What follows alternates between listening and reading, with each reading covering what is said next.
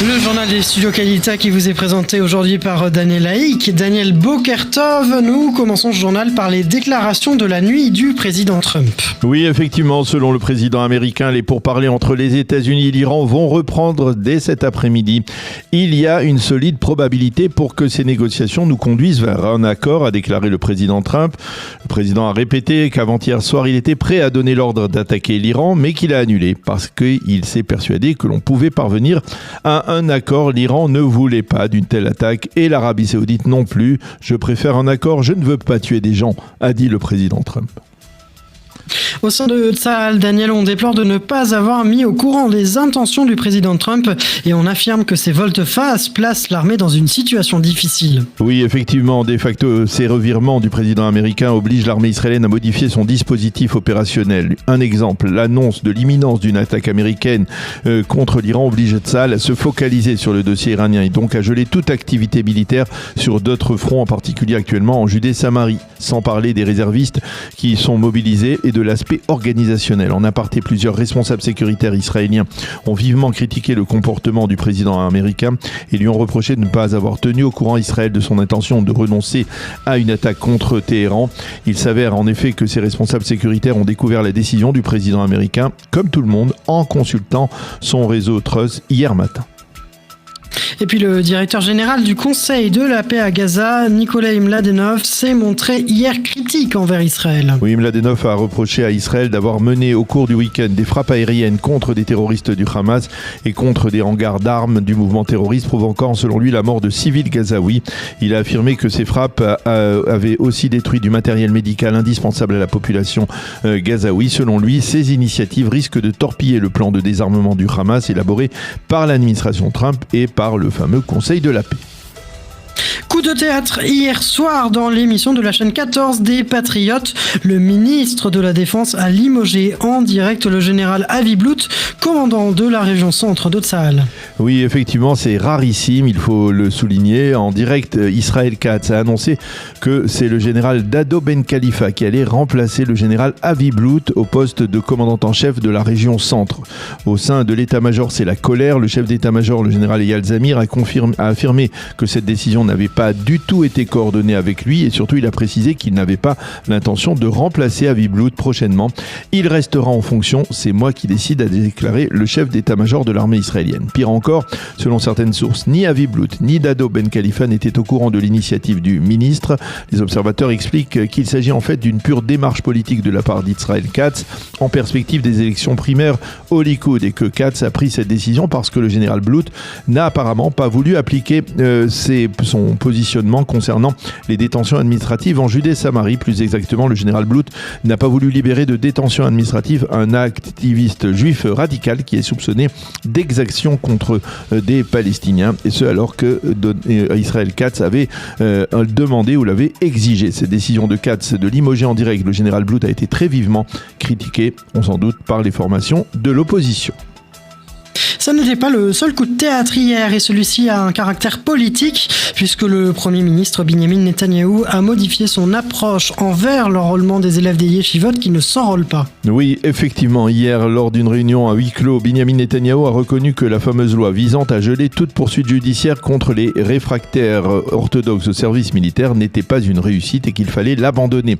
Il a affirmé « Tout celui qui n'étudiera pas la Torah devra s'enrôler dans l'armée. S'il refuse, il sera arrêté et ira en prison. » Le Premier ministre a affirmé que c'est la teneur de la loi qui le proposera après les élections, les prochaines élections du 27 octobre. Selon les observateurs, le Premier ministre a décidé de changer de cap après avoir constaté que le Likoud était en baisse dans les sondages et que cette baisse était directement liée au mécontentement de son électorat face à la politique de complaisance que le Premier ministre menait envers ses partenaires orthodoxes. Justement, ces partenaires n'ont pas apprécié la volte-face du Premier ministre et dans le parti judaïsme de la Torah orthodoxe, Ashkenaz, on affirme qu'après les élections, on s'alliera avec celui qui acceptera nos exigences. Fin de citation.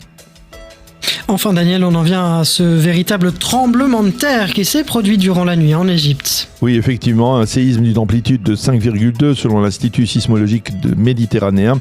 L'épicentre du séisme était situé à 38 km de la ville de Suez. Il a été ressenti en Israël, en particulier sur les bords de la mer Morte, mais également dans le centre du pays, à Be'er Yaakov et à Rehovot. Il n'y a pas eu de blessés ni de dégâts en Israël en tout cas. Merci beaucoup Daniel Haïk, on vous retrouvera à 7h30 pour la revue de la presse israélienne.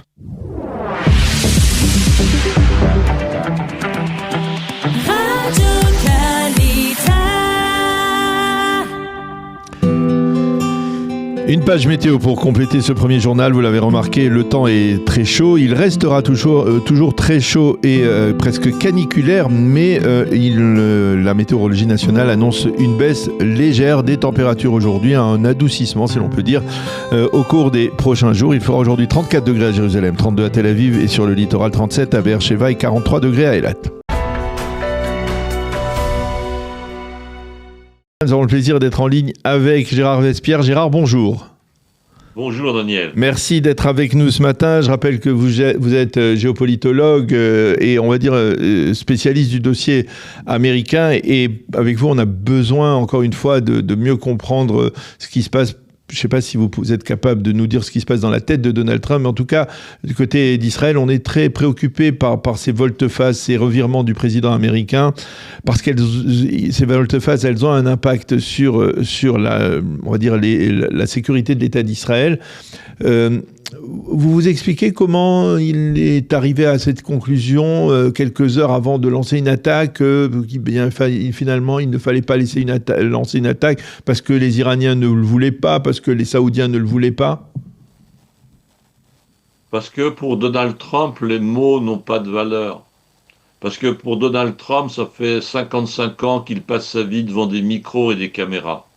Donc pour Donald Trump, les mots et les caméras sont un jeu.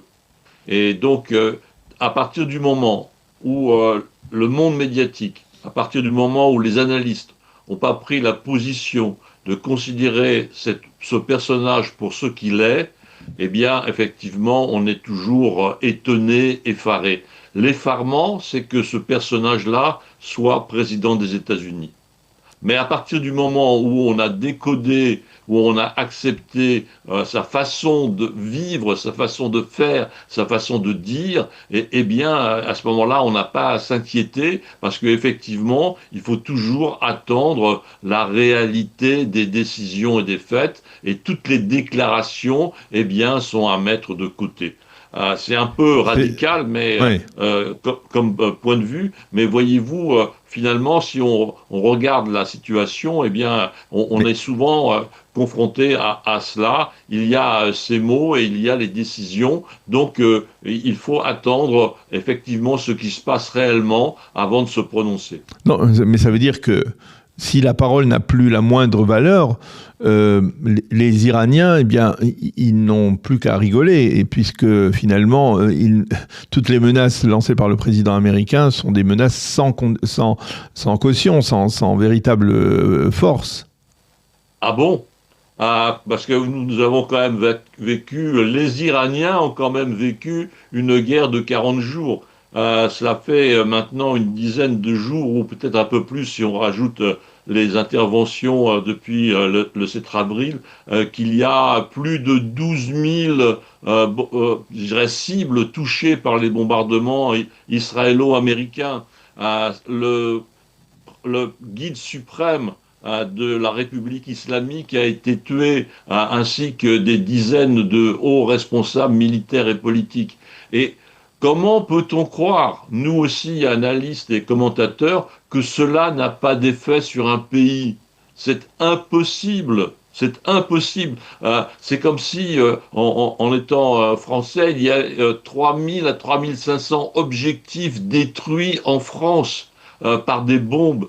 C'est comme si donc le président de la République avait été tué, ainsi que des dizaines de responsables. Croyez-vous que le pays serait toujours le même? Non. Et nous n'avons pas pensé à cela. Nous n'avons pas passé quelques dizaines de secondes ou quelques dizaines de minutes à analyser en profondeur quelle était la réalité iranienne. Mais là, je vous suis, je comprends, Richard, je comprends, Gérard, mais d'un côté, peut-être donc ils ne peuvent pas rigoler, voilà, ils ne peuvent pas rigoler.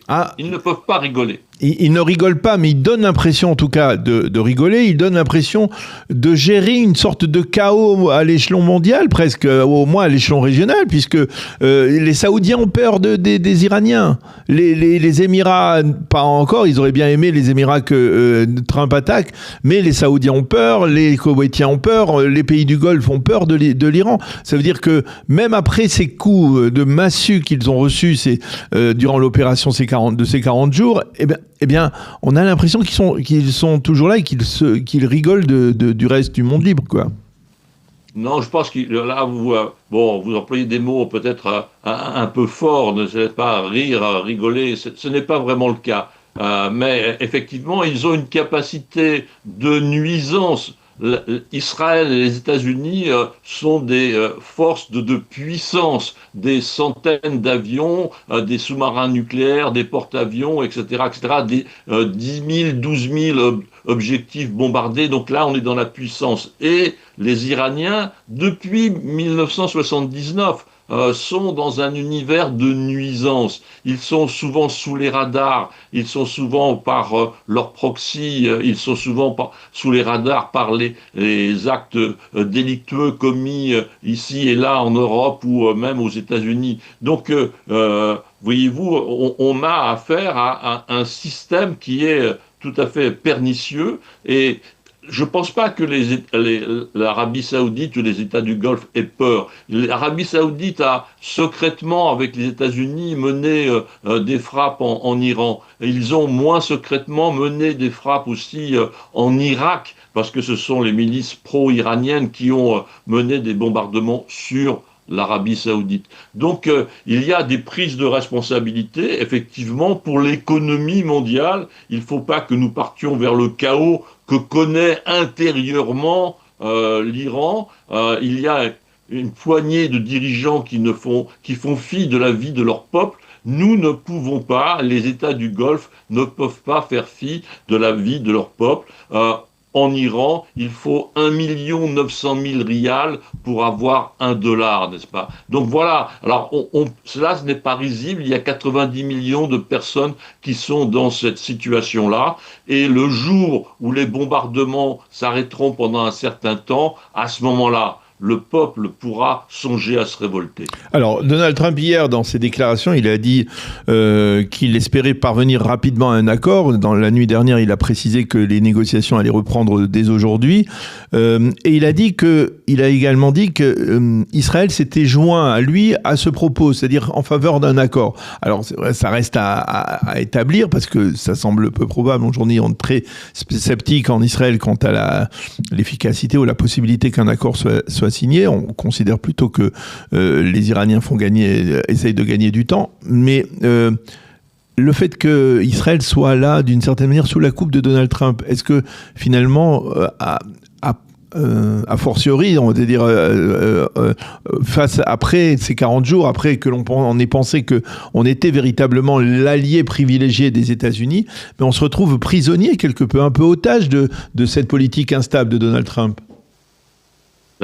Si vous voulez, la politique n'est pas instable. L'action contre l'Iran, elle est l'objet d'une coopération étroite, et vous le savez ô combien, entre Israël et les États-Unis depuis plus d'une vingtaine d'années. Toute l'auscultation du programme nucléaire iranien, les actions menées par Tsahal, menées par le Mossad contre l'appareil nucléaire iranien, eh bien, a été fait en étroite collaboration avec les États-Unis.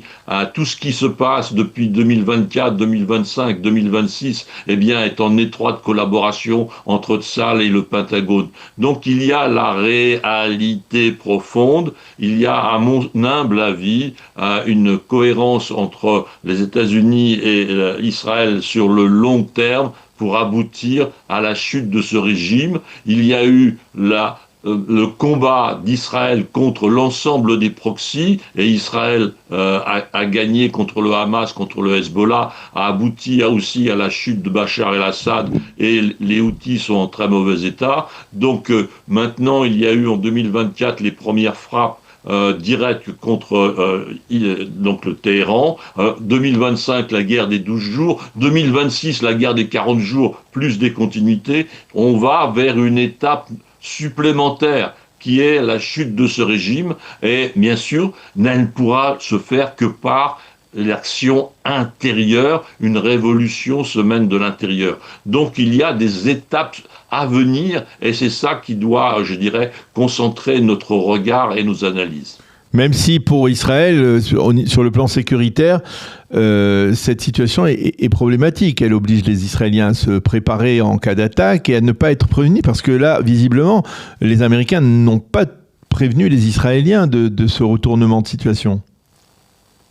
Hélas, depuis combien de dizaines d'années, n'est-ce pas, la population israélienne est amenée à courir vers des abris. Donc, cette situation-là, hélas, ces jours-ci, n'est potentiellement pas nouvelle, n'est-ce pas? Donc, je crois qu'il il faut prendre, alors c'est facile, nous sommes loin à quelques milliers de kilomètres, un peu de recul, je le reconnais, c'est très facile, mais donc, cela fait partie de la vie israélienne et on sait qu'il y a l'objectif de devenir un Moyen-Orient pacifié avec la chute de ce régime. Et il faut effectivement accepter un baril à 100 ou 120 dollars pendant quelques temps et avoir le risque effectivement d'un embrasement un peu plus large du conflit.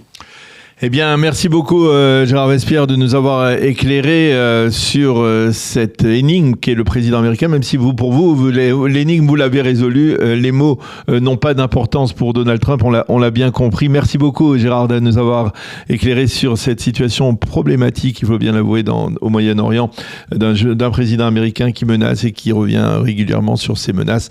À bientôt. Merci encore d'avoir été avec nous en plein mois d'août, au début de ce mois d'août. Bonnes vacances. Et de bonnes vacances. Et voilà, on espère que ce mois d'août sera serein sur la scène internationale, on va le dire. Merci beaucoup, Gérard Vespierre, d'avoir été avec nous. Merci pour vos questions. À bientôt. Voilà, au revoir.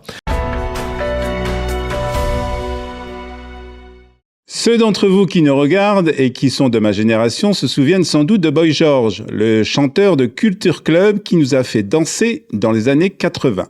Et il vient de publier une nouvelle chanson et en quelques minutes, la toile s'est enflammée. Son titre, Od Nirkod en hébreu, nous danserons à nouveau. L'expression devenue en Israël un symbole de résistance après le massacre du festival Nova. Le morceau commence par une affirmation très claire. You say genocide, I say war. Autrement dit, vous parlez de génocide, moi je parle d'une guerre déclenchée après une attaque. Boy George reconnaît que cette guerre est terrible, mais il rappelle aussi une réalité que beaucoup semblent avoir oubliée. Le 7 octobre, Israël a été attaqué. Dans sa chanson, il évoque les jeunes femmes violées et assassinées. Il parle de ces hommes et de ces femmes tuées simplement parce qu'ils étaient venus danser et parce qu'ils étaient israéliens. Il dénonce également la mémoire sélective de certains artistes, des artistes très prompts à brandir des drapeaux palestiniens, mais beaucoup plus silencieux lorsqu'il s'agit de parler des victimes israéliennes, des otages ou de l'antisémitisme. Boy George accuse aussi les réseaux sociaux de diffuser une propagande répétée sans réflexion. Mais la phrase la plus forte de cette chanson est sans doute la plus simple. Boy George affirme « Stand with the Jew », se tenir aux côtés des Juifs. Et aujourd'hui, dans le monde de la culture, il faut un certain courage pour prononcer une telle phrase. Boy George n'est pas juif, il a grandi dans une famille catholique irlandaise. Son soutien à Israël ne lui rapportera ni récompense, ni contrat, ni invitation supplémentaire. Bien au contraire. Dans une grande partie du monde artistique, soutenir Israël est devenu un risque professionnel. C'est s'exposer aux appels au boycott, aux insultes et parfois à de véritables campagnes de haine. Boy George le savait et il a quand même fait.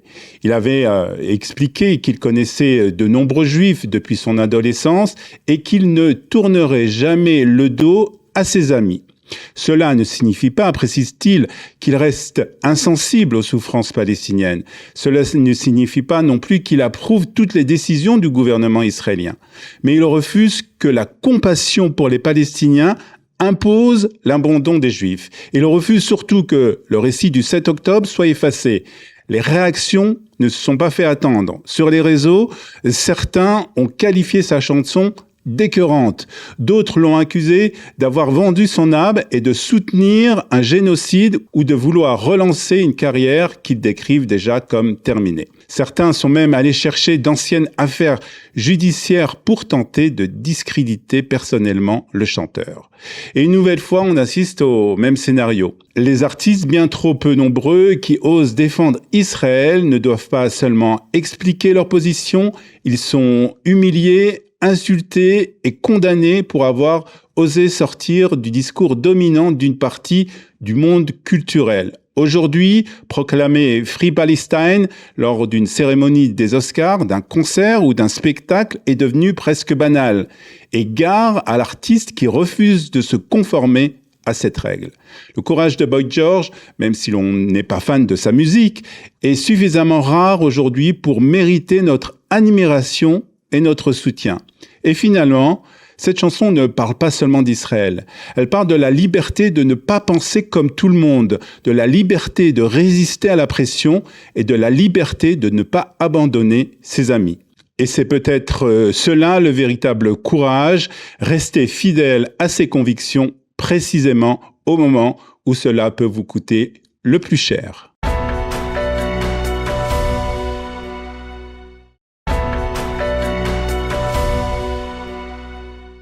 Et ce matin, la manchette du Yediot Aharonot est sans aucun doute la plus originale. Elle se rapporte en effet au revirement intempestif du président Trump au Moyen-Orient.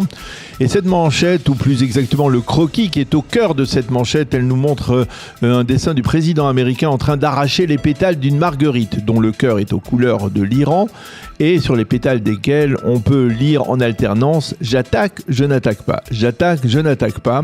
Et en manchette donc le journal titre sur toutes les colonnes « Donald Trump, tu nous as rendu fous ». Et en sous-titre, le Yediot Aharonot mentionne les milliers d'Israéliens qui ont annulé leurs vacances de crainte d'une offensive américaine massive contre l'Iran, les propriétaires de Tzimmer, ces chambres d'hôtes du nord d'Israël qui sont restés sans travail, les réservistes qui ont été rappelés d'urgence, et même l'ensemble de l'armée israélienne qui a élevé son niveau d'alerte avant-hier, juste pour découvrir que ces menaces de Donald Trump étaient sans fondement. En page intérieure, le Yediot Aharonot titre « Donald Trump, un président en zigzag ». Quand on arrive, il mentionne le revirement du président Trump en première page et cite des responsables israéliens qui sont particulièrement inquiets de cette politique instable et craignent que même après les élections du midterm en novembre prochain, Donald Trump n'attaque pas l'Iran. Ils affirment qu'il n'y aura pas d'autre alternative que d'attaquer l'Iran tout seul, Israël sans les États-Unis. Qu'écrivent les éditorialistes israéliens face à ces volte-face incessantes du président américain? Dans le Yediot Aharonot, Itzik Chachou qualifie Donald Trump de Monsieur Volte-face. Et il écrit « Il est grand temps d'endosser nos responsabilités. Si déjà il est impossible de prédire quelle sera la prochaine démarche de ce président américain, alors à quoi tout cela peut-il servir ?» Ron Ben Ishai qualifie le président Trump avec un certain mépris de rouquin. Un rouquin, écrit-il, qui détient toutes les clés et qui surtout est en train de faire d'Israël ce qu'il veut. Non seulement il ne tient plus compte de nous, mais il nous impose d'agir selon ses propres exigences. La preuve, à Jérusalem, on a découvert que Donald Trump avait décidé de ne pas attaquer l'Iran lorsque Trump l'a annoncé hier matin vers 5 heures sur son réseau social. Et pour illustrer cette analyse, une photo éloquente, celle montrant tous les avions ravitailleurs américains alignés au repos sur la piste de l'aéroport Ben Gurion. Que peut-on lire comme analyse également dans le Israël Hayom? Meir Ben Shabbat, ex-conseiller à la sécurité nationale, estime qu'il ne faut pas s'empresser d'être déçu par le comportement intempestif de Donald Trump. Selon lui, la probabilité d'une attaque massive américaine contre l'Iran a bel et bien augmenté. L'ex-amiral Eliezer Marom, lui, suggère à l'échelon politique de ne pas tenir compte de l'attitude du président Trump et d'agir contre l'Iran en fonction des intérêts israéliens, quitte à ce que cela provoque une crise ou même une confrontation directe avec les Américains. Quant au docteur Udi Levy, il détaille la théorie du chaos que les Iraniens sont en train de mettre en application, une théorie qui consiste à prendre l'ensemble du monde libre en otage. Le second grand titre dans la presse israélienne de ce matin est politique et on le retrouve en évidence en manchette du Israël Hayom de ce matin. Le Israël Hayom mentionne en évidence effectivement la volte-face de Binyamin Netanyahou à propos de la loi permettant de geler les arrestations de réfractaires orthodoxes. Le Premier ministre a surpris en annonçant hier que cette loi n'était pas une réussite et qu'il en proposera une plus effective après les élections. Le Premier ministre l'a dit clairement, celui qui n'étudiera pas la Torah et qui ne voudra pas s'enrôler ira en prison. Le journal titre, avec un léger retard, Netanyahou s'est rappelé qu'il fallait intégrer les orthodoxes dans la campagne électorale du Likoud. Le Israël Hayom explique que le Premier ministre a changé d'approche en constatant que le Likoud perdait des voix dans les sondages, en particulier en raison du vote de ces fameuses lois liées aux orthodoxes. Quand on arrive, il se fait l'écho cette fois de la colère des partis orthodoxes ashkénazes qui accusent Netanyahou de n'avoir pas voulu d'emblée faire voter cette loi. Le député Goldknopf a affirmé qu'après les élections, son parti, le judaïsme de la Torah, n'ira qu'avec celui qui promettra d'apporter une solution aux élèves des yeshivot. Shai Goldin, dans le Israël Hayom, écrit ce matin, Netanyahou est persuadé que nous sommes tous des imbéciles, et en particulier ses électeurs au Likoud. Et puis ce matin, toujours dans le Israël Hayom et dans le même esprit, on peut lire l'éditorial de Marc Abitbol qui justement s'insurge contre cette loi gelant l'incarcération des réfractaires et la fameuse loi sur la centralité de la Torah. Dans cet éditorial, le docteur Marc Abitbol affirme ne pas comprendre quelle Torah aurait besoin d'une loi fondamentale. Il écrit que la Torah fait partie intrinsèque de nous, de notre identité juive. La Torah est omniprésente dans notre vie. En votant une loi sur la centralité de la Torah, nous ne faisons que la réduire et nous en faisons un levier politique. Et puis le docteur Abitbol dénonce le fait que parce que les orthodoxes refusent de s'enrôler, d'autres, comme les élèves de la Mechina préparatoire qui porte le nom de son fils, le commandant Eliav, tombé au combat au Liban en 2024, eux ne puissent pas étudier la Torah avant de s'enrôler. Est-ce que la Torah d'un élève orthodoxe de Bnei Brak est plus importante que celle d'un jeune de Netivot qui voulait étudier avant de s'enrôler, demande ce matin le docteur Marc Abitbol dans son éditorial. La chaîne publique Cannes a diffusé dans son émission du vendredi soir un reportage sur un couple d'Israéliens qui a décidé de quitter définitivement le pays. Ils s'appellent Iris et Chagai Snir, ils habitaient Mevasser Etzion, une banlieue huppée de Jérusalem, et ont décidé donc de quitter Israël au moment des manifestations contre la réforme judiciaire, c'est-à-dire il y a plus de 3 ans. Cet été, ils ont mis leur projet à exécution et vont donc s'installer en Italie. Chagai, qui est éducateur de profession, affirme « Je n'ai pas honte de partir, j'émigre pour des motifs idéologiques. Je ne peux pas faire partie aujourd'hui de ce qui se passe en Israël. » Il est intéressant de souligner que c'est la chaîne 11 qui a décidé délibérément de titrer ce reportage « Deux patriotes qui s'en vont sans regarder en arrière ». Et puis une image du reportage assez marquante. 2 Israéliennes qui, à l'aéroport, ont rencontré le couple Snir affirment qu'en Italie, ils découvriront ce que cela signifie d'être un sale juif. Et enfin, restons sur la chaîne 11 qui, hier soir, dans son journal télévisé, a diffusé les résultats d'un nouveau sondage électoral, en perspective, bien entendu, du scrutin du 27 octobre. Un sondage qui fait état de plusieurs changements, alors que le Likoud et le parti de Gadi Eisenkot Yachar obtiennent chacun 23 mandats. Le sondage souligne une baisse de mandats dans 2 partis de l'actuelle opposition, le parti de Naftali Bennett qui n'obtient plus que 13 mandats et le parti de Yair Golan qui perd 2 mandats par rapport au précédent sondage et se retrouve avec 8 députés. Ce sondage établit que tous les petits partis de droite qui tentent de se former comme celui de Yuli Edelstein ou celui de Dedi Simri ne passent pas le seuil d'éligibilité. Le seul qui tire son épingle du jeu, si l'on peut dire, est celui de Rie Tropper et Yoaz Handel qui obtient 4 mandats, des mandats qui pourraient, selon les experts, renforcer le bloc de Gadi Eisenkot. Pas de changement par ailleurs et au bout du compte, c'est l'impasse puisque ce bloc de droite religieux ni le bloc de droite religieux, ni le bloc centriste ne parviennent à former une coalition majoritaire. C'est la fin de cette revue de la presse. Eh bien, ce matin, nous avons le plaisir d'être en ligne avec Emmanuel Navon. Professeur Emmanuel Navon, shalom, bonjour, Boker Tov. Aucun erreur, Daniel. Alors on est très heureux de vous avoir parce que c'est à la veille de votre départ. Tout le monde le sait aujourd'hui. Dans la communauté francophone, vous avez été nommé ambassadeur d'Israël au Japon, à Tokyo. Et vous partez tout de suite dans les 24 prochaines heures, vous partez vers Tokyo pour entamer votre mandat, votre mission d'ambassadeur d'Israël à Tokyo. Alors d'abord, on va revenir un petit peu en arrière. Comment ça s'est produit ? Comment vous êtes arrivé à ce poste-là ? D'abord, comme vous le savez, mon domaine de prédilection professionnelle, c'est la diplomatie, les relations internationales, certes d'un point de vue plutôt universitaire et académique, mais c'est mon domaine. Et c'est vrai que quand j'avais fait mon alia, c'était en 1993, à l'époque, j'avais songé me joindre au ministère des Affaires étrangères et entamer une carrière diplomatique. Et ma femme, et je dirais heureusement, avec le recul, avait dit à l'époque, elle-même avait fait son alia, mais elle des États-Unis, avait dit, j'ai pas fait mon alia pour éduquer une famille, pour bâtir une famille à l'étranger. C'est vrai. Et donc j'ai abandonné l'idée de me joindre à la diplomatie israélienne à l'époque. J'ai fait une carrière plutôt universitaire. Et l'offre m'a été faite il y a maintenant quelques mois.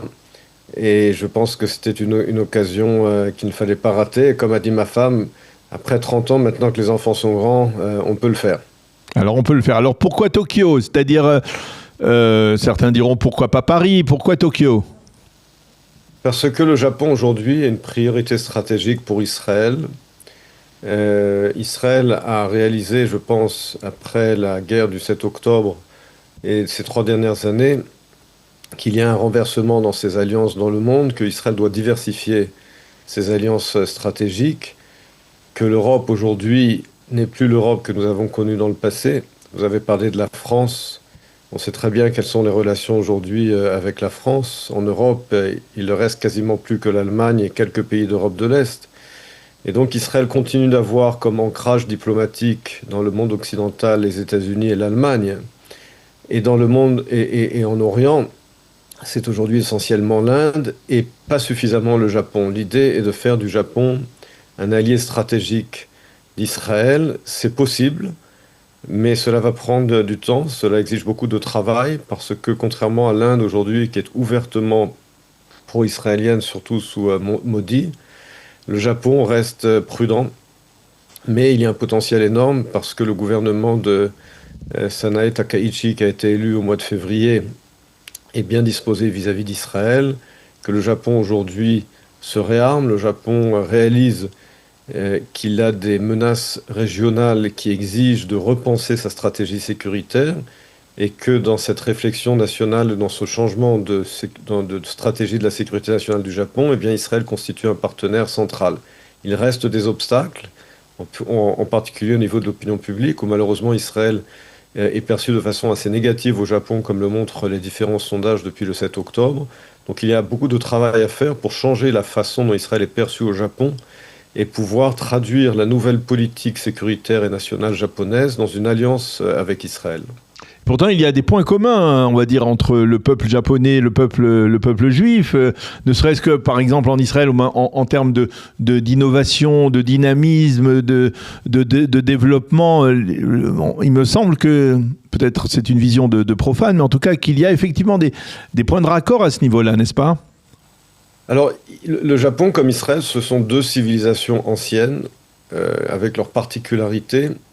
Alors évidemment, des histoires très différentes, puisque Israël a survécu à près de 2 millénaires d'exil, mais c'est également une civilisation 3 fois millénaire. Le Japon est une civilisation aussi millénaire insulaire, qui a beaucoup de respect pour la tradition, qui a beaucoup de respect pour le peuple juif, qui n'a pas non plus évidemment les antécédents chrétiens et islamistes de l'antisémitisme.